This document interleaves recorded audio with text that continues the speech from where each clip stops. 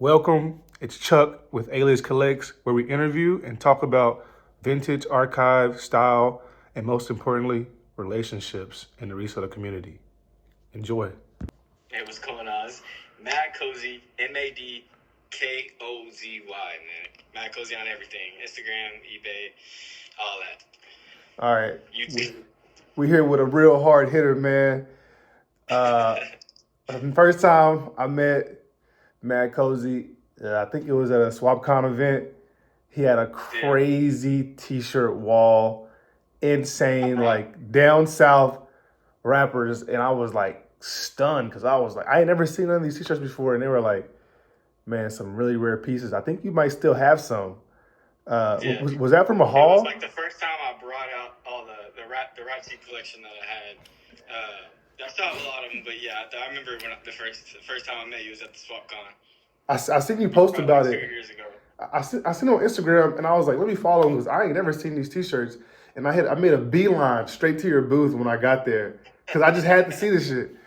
So I'm gonna let him give a little background on who he is and his business and where it's going. Man, to be honest, everything started in high school. I graduated, I probably look really young, but I graduated in 2014. I'm about to turn 30 next year. That's crazy to think about, but I started just thrifting, and it was like, I was just finding stuff here and there for myself. I didn't even know, what vintage clothing was when I was thrifting. I was just picking up cool shit. It was really like music videos. I would see stuff and be like, okay, let me see if I can go find that at this thrift store. And then it kind of just progressed into like, I had too much stuff. I had way too much stuff. And I saw Depop at the time. This was probably like 2016, 2017-ish. Mm-hmm. I saw Depop, and I'm like, okay, Depop is cool. Like, people are actually selling things secondhand. That's a thing. So I thought that was the coolest shit. And so I'm like, all right, bet. Let me, try to list a few things. And I actually started doing custom pants at first. Like, I was painting, fabric painting on pants. So, I started doing that. That took a lot of time. Just to get like 1-2 pairs. So I started listing all the clothes that I had that I just wasn't wearing.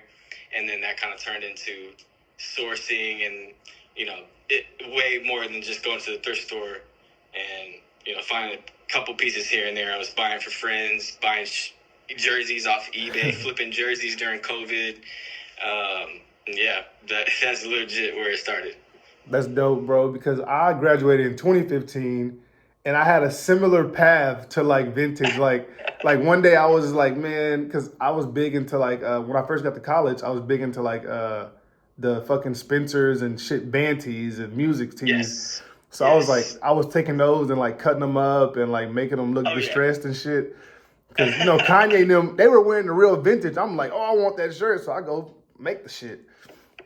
But yeah, man, a similar route to get that took me to get into vintage also. Funny, I told my lady the other day, we saw an A$AP Rocky shirt, and I was like, babe, this is the first band rap tee that I ever had. Fucking A$AP Rocky. A$AP, bro. T-shirt. That's the culture, bro. Like growing up, like when A$AP was actually dropping a lot of music, like around 2015, 2014, all through those little like sub eras, 2016, bro, I was looking for all that shit that they were wearing, bro. And I was so obsessed with like clothes. Because when I was in high school, like I'm from a small town, I didn't have time to like buy clothes. I didn't really know much about it. So I started experimenting, and lo and behold, vintage slapped me across the head, bro. And like you said, that's when Depop was like booming. Our age, it's almost like you grew up kind of the same time I did. It was like secondhand in like elementary, middle school, and most of high school, it was almost like frowned upon. Like if someone knew you were wearing something secondhand, you were getting clowned for sure. So it was like when I was 13, I was keeping that shit real low key. Like I wasn't telling nobody at the thrift store and what I was finding and da da da. But man, I think my senior year, I started asking my mom to go to thrift stores, and she was like, What's crazy is she had all the t-shirts already that I needed, and then fucking ended up getting them later on. But man, it's been a journey, bro. Like I said, You got any upcoming events? Nothing yet planned for 2026. I'll probably be hosting something, my event, probably in March. I haven't started that yet, but just I don't have anything planned event wise yet. Oh, so you coming out with an event, brother? No, I've had one. I usually host it like once or twice a year. Ah. It's like real like underground, like low key type thing. Okay. How many vendors? Usually have like 20, 25 vendors. Yeah. I had it at Haltom. I used to do the Creators Don't Die venue in Dallas and a few other venues, but there's not that many venues available for underground events nowadays. It's kind of, especially in Fort Worth. Yeah. Damn, I didn't even know that, bro. Damn. Oh, yeah. Shit, I wouldn't be able to vent anyways. I'm fucking in Europe. I would love to do some collab with you one day or something like that with an event, because I've been thinking about doing something with like an event space and like getting out the t-shirt guys, because some markets, they're more tailored for like just moving stuff, like actually having like a t-shirt night or something, getting the guys out who collect a little more and seeing where that goes. But that's kind of what I'm trying to do. Well, I call it the vintage night. It's more of like a nighttime, more of like not like a party setting, but more of like a come out, relax, and like I don't want to pressure anybody into buying something. Like come out, enjoy yourself, and just look around. Like a little social, a little vibe. Okay, yeah, that's dope. That's always a fun thing to do, because shit, I don't like partying and shit no more. I'd rather go look at t-shirts, look at some art. Exactly. Look at some media or some shit. Man, what advice would you give someone new starting vintage, especially in this time period? Because it's kind of getting saturated. And where do you think this is going to go for a new person? Man, I think I really feel like right now, a lot of people probably feel like how I feel back in 2020 when that whole wave of resellers were coming, and I'm sure a lot of the OGs back then were like, damn, like, all these people are coming in, I think it has its pros and cons. It's almost bittersweet because a lot of people that are starting right now is usually like the younger crowd. Mm-hmm. They might not have any, rent, bills, overhead, and they're having fun. Exactly. When, it really takes years in doing this to really understand, like, to make the calculations, make sure you're doing things right, not spending too much, just not going over your head. So the best advice, man, I would just say don't do too much. And don't feel like overwhelmed by, like, you look at, these top sellers, OG sellers, they have these huge collections. Start off with, what you like and enjoy. Don't try to, like, go out and just find cool t-shirts, find, unique items, learn about them, learn the history, learn where they came from, and just build your knowledge on those type of things, what you love and what you enjoy. And that alone will take you far, because you'll never lose your passion in that. If you're doing something or even if you don't have a lot of knowledge on it, if you love it, then that itself will take you a long way. I feel like I know you dip and dabble in you sell other things other than clothes. You sell like actual like physical media and cameras. And I noticed that cameras do really well with people. I didn't know that. I didn't know that until I started watching your YouTube channel, and I was like, damn, he moving them shits. I'm like, it's wild, bro. It really is. Because I don't really I understand it a little bit now, but like it blew my mind. I found a bin of old cameras. Some of them are Polaroid. They're basically all film. And I remember I priced them at $20 for an event. I cleaned them out. It had to have been like at least 20, 25 cameras. Ever since that event, I was like, I will be picking up cameras from now on. And they do really well. Even now that I know a little bit more and I'm pricing them higher, they still move really well. And that just kind of goes back to my point, pick up other things other than clothing or t-shirts and kind of just learn a little bit about them. You never know what you might come across that's really valuable, and shit, that might take you somewhere that, t-shirts might not, That's kind of what I've been figuring out about myself. I've been kind of looking at other stuff like CDs and DVDs and just having that available if I'm vending at a market or something like that. Also been picking up cameras because you find cameras at estate sales really like that's where you find them, and that's all I do really. So I've been picking them up. I think I got like 4 or 5 cameras, some pretty good ones in the box, and I was Oh, like, nice. I'm gonna just take them to you and trade them t-shirts. I'm be like, bro, just let me get one shirt. Let me get one shirt. So I've been saving them. I've been saving them. I got them at the crib. And man, I'm just like, man, I gotta make sure I at least present these to MadKozy and make sure he get to see them because I know he got something I want. What was the best find you had this year? This year, the first thing that pops in my head is the Pulp Fiction. That was the best one. That was the best one. And the funny thing about that is that was a cool find, but also there was I don't know if you saw the baby Levi's jacket that I found with that shirt. Mm-hmm. I ended up finding out in Houston, I think it was, that it has like Christ's sons on the back and has like a embroidered picture of Jesus on the back. And I didn't know this, but I guess it's like a really like 50s, 60s biker gang. Yeah. But I had no idea. And so now, like, I have that one. I'll never sell it, probably, but that's kind of the 2 pieces I ended up finding in the same garage sale. It ended up being my top finds of the year. It's crazy. I was so sick, bro, because like I knew you were gonna be at the swap con, and I was like, bro, like let me just sell or trade some shirts and I'll just get the Pulp Fiction. And I think something happened. I think I ended up getting a Kurt, and I was like, I bought the Kurt, and I was like, damn. Now I don't have the money. Now I don't have the money to get the Pulp Fiction. I was like, ah. I'm walking, looking at the Kurt. I'm looking at the Kurt like, oh shit. And I'm like, oh wait, that wasn't the plan. You had to have the Kurt. that wasn't. I was like, man, fuck. Now I'm looking for a Pulp Fiction, and man, they're just at my price range right now, to be honest. Yeah, Sadly. I didn't think I'd ever find one, to be honest. Let alone a long sleeve. A long sleeve, and I'm all for the long sleeve. That's all I want. Right. Man, that's all I want, a long sleeve. So I was like, man, when I touched it, I was like, I was devastated, bro. I ain't gonna lie to you. Yeah, I won't have that one again. Probably. It's all right though.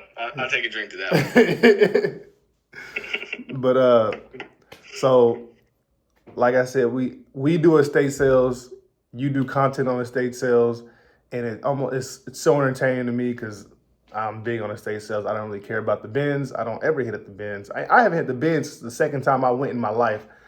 And so what do you think about or is it better to wait for estate sales, garage sales, flea markets on the weekends, or is it better to be an everyday bins guy? Which one do you think is more efficient? Bro, I'm gonna be honest with you. I've contemplated, especially right now, because I'm technically doing this full time as of next month. Mm-hmm. So I've contemplated going and sitting at the bins but to me, it's like it takes so much time to just sit at the bins all day. That's a full shift that you're at the bins, just waiting for rotations. And I just can't sit there and wait all day. I can't do that. But people do that and eat all day. You know what I mean? I know, but fuck. Like you said, I've never found a single thing at the bins. I've never found a single good shirt at the bins. And I've probably been maybe 4 or 5 times. But yeah, I think with being at an estate sale, you get more than just finding something. You get the history. You can literally visualize and see what this person did for a living, how they lived their day-to-day life, like what they wore, what they had in their backyard, what their kids played with. You know what I mean? You get just decades and decades of history. And I think that's honestly, estate sales is what like propelled my like love for and passion for vintage, is because I get all of that history all in one place. Mm-hmm. I might have to wait an hour or two for that estate sale to open in the cold, heat, whatever the case is. But when you get into that estate sale, it's like a whole new world when you walk in. It's like, you get to see everything, how it was. I get to say sales and get to buying everything, bro. Pins, buttons, I'll be there for the jewelry, the glasses, everything, bro. Because it's all gonna go eventually. Because man, I walked into one estate sale and I grabbed some Harley tees and there was a big ass military duffel. You know, it's full of the OG 104s, the fucking pants. Oh wow. There's like 6 pairs of them in there. Man, Ooh, took the whole nice. bag, bought the whole bag, everything. I don't care what's in the, took the whole bag. Yeah, man. And luckily in my area, I'm living more out of the country. So when they have these estate sales, like people from Austin got to travel about an hour out just to get to the estate sale. But I'm down the road, and I'm like, I know these folks are some old shit because ain't nothing but old motherfuckers around. Yeah, the So country sales are honestly the best. I will pass all the city sales just to go to a country sale because man, I mean they're better, to be honest. They're way better. I went to one that was it was a estate sale that was posted on Facebook Marketplace. Damn. Man, the shit was out in the middle of nowhere. I was terrified. I pulled up. They were like, "Yeah, everything for sale. The barn, and the store." Man, I opened up the stores, my dog, bro. I kid you not, bro. It looked like you ever seen like 8-Legged Freaks, the movie with the spiders or like arachnophobia or some shit. Oh, It looked like a bunch of spider webs, just big ass spiders everywhere. But it was all like 70s, 80s like jeans and Lee and everything was in there, bro. But it was all like deteriorating. And Oh man, I got like one Sitting in the Carhartt barn, yeah. jacket and that was it. Well, actually, I got a bunch of like 70s denim too. I mean, I think I had like 30 pairs. Oh And nice. I took them to my homegirl and she bought them all from me. But it was pretty neat, bro. I was like, damn, that's dope. But like I said, I'm garage. You don't get those stories at the bins or. Hell no. I would the garage sales hit too, but I mean you're not gonna get those stories either. 'Cause you're not going into the house and really seeing how the person lived and et cetera, et cetera. But garage sales hit, and I can't sit at the bins. I can't do it. But to each his own. You know what I'm saying? Everybody hits their different ways, and I like to. I'll get it really anywhere I can get it. Garage sales. I'll go on garage sales on Saturdays. I'll go to the flea market on Sundays on the last day and still hit. I guess it's just pure luck at this point because there's so many people looking for the same shit most of the time. So. You been collecting baby clothes, baby vintage? Yeah, I have. Yeah. I'm thinking about starting a baby rack, but not right now because he's wearing them. So. Yeah. But I've heard some people doing good with baby clothes too. Man, I think baby clothes are going crazy for a second. I hopped in a baby live on Instagram the other day, and I was like, Online what? especially. Kids clothes is going crazy online. What, man? Because I actually picked up a very old Batman and a very old Power Rangers, and I flipped them shit so quick. I think I got them for like 50 cents and sold them both for 100 together. I was like, easy. Oh, I ain't ever Super touched. light to ship if you gotta ship it. You know what I mean? Yeah, man. I'm like, you win all the way around. I don't be tripping, man. I don't be tripping. I was like, I ain't know nothing about the baby clothes, but that's why I like you learn something every day. You know, This is kind of like why I got into this because like I like to talk to everybody and see where everybody's coming from, bro. Because everybody got different backgrounds on selling, buying, and just the whole total experience from West Coast to East Coast to the South. Like we all get it a different way. Right. So a lot of people. Some states don't even have like estate sales like that. Bro, nothing. They come to Texas because they know we got everything here, from the rag houses to the thrift stores to the mom and pop shops to, man, you can fucking walk by a damn landfill and find some shit in Texas. Appreciate the information that you are giving the people. That's all I gotta say because I think that means that's what like I feel like the community is missing a lot of. I think I'm not trying to throw them out there like Bit Stitch. They give a lot of information out, and I think that is also propelling a lot of people's knowledge. But I feel like we need more like information on just the community itself The and community itself, what this is all about. And I think it's good for us all to actually like just have a conversation about it, because I'm a kind of person. If you tell me a price, I'm gonna ask you, be like, where is the value Yeah, at? Just tell me where I the feel you. value is, so I can understand where we're at. Like sometimes, sometimes I'm a genuine buyer, so like I don't ever like to like lowball people on stuff that like I'm gonna keep. Now if I'm like trying to resell it, I'm gonna let you know like, hey, I'm not gonna. Yeah, I don't I need want some room. to. I don't want to buy one shirt. Like if I'm reselling, I don't want to buy one shirt. I need to buy multiple so we can make this make sense. Because if I'm Right, over there lowballing you, or a shirt that's eight, you got it for 80, and I'm asking 40 or 30 or some shit like that, that's not making sense. Okay. right. Just for one, like, yeah, I feel that. Yeah. So Yeah. hopefully you ain't getting nobody in your booth that's heckling too much. So Nah, so I mean, like I'll have those pieces where I'll price it high, but like for me, it's more of like a collector's. Like I really don't want to see that piece go, like type bro, thing. But like for the most part, 100%. I don't mind like giving a really good deal on pieces. But there's some of those ones that like you'll see, oh, I got this at 1.2 or something fucking super crazy that I'm not trying to sell that piece. Bro, Like, I can look at a T-shirt and be like, I've never seen it before. Now I'm chronically online. I'm always looking for this shit, and I've never seen it before. And then you give me a price, and I'm like, well, I ain't ever seen it before. right. It's checking the boxes. It's old. It's never been seen. You create your own market for it. And if you want to sell it, sell it. If you don't, it's gotta agree to disagree. So, yeah, I mean, I'm excited to see what 2026 holds for you, and I hope everything keeps going well, and hopefully we get to link up this summer, and maybe do some like a talk in person. I may be going around doing some videos in person when I go by a little bit. Um, Okay. I may do Definitely stop ThriftCon. by. I may do ThriftCon, uh, one of the Texas locations, and see how that goes. Cause I was curating for ThriftCon Houston, and I fucking had to leave for basketball. And Oh shit. Okay. yeah, so Hey, I did hear that they're gonna do it in Dallas next year. no way. I swear. For real? Oh my god. That's what somebody up there said. You know. What I mean? I hope Ooh. so, man. You going 20 by 20?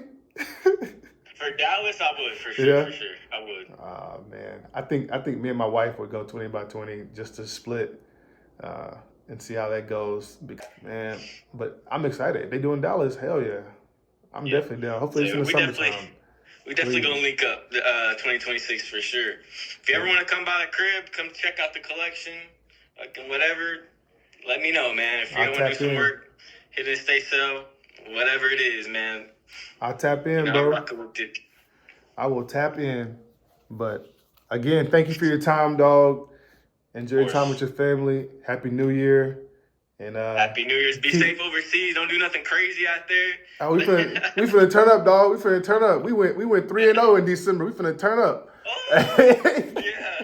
You're right, so man. yeah, man. Just take care, and hopefully I'll see you this summer. All right, brother. You Yeah. too, man. See ya. Appreciate it, bro. Thank you.